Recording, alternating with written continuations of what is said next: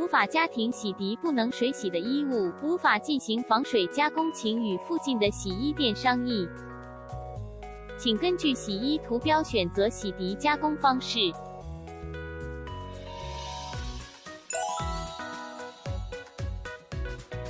关闭拉链按钮。加工前请先将衣物清洗干净，请不要使用柔软剂。清洗结束后，取出衣物。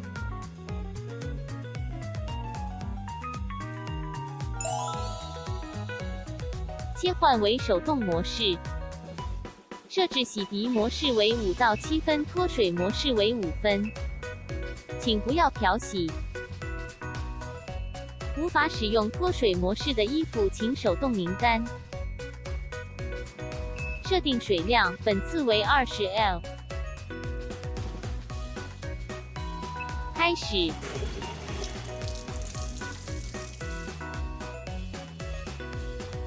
加水结束后，请按下暂停键。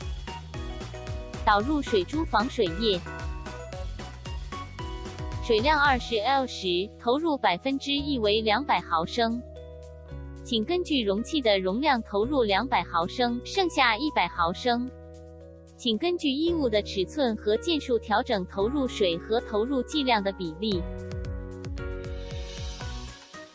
放入衣物后，请用手轻轻将两者融合。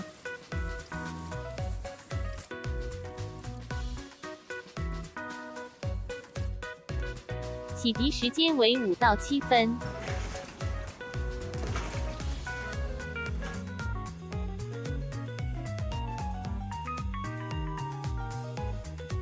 请用毛巾轻轻擦拭不均匀的部分，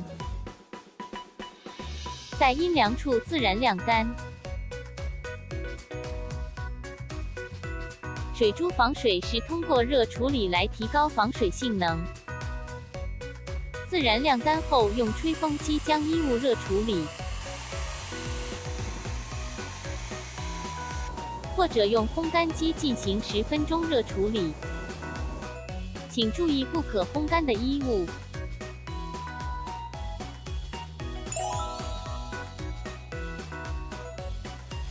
轻松弹走水珠。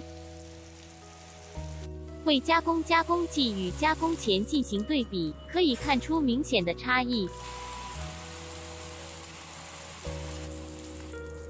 使用水珠防水加工的衣物未被水浸湿，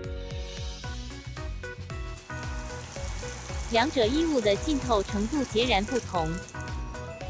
专业人士选择的水珠防水同样也适用于家庭使用。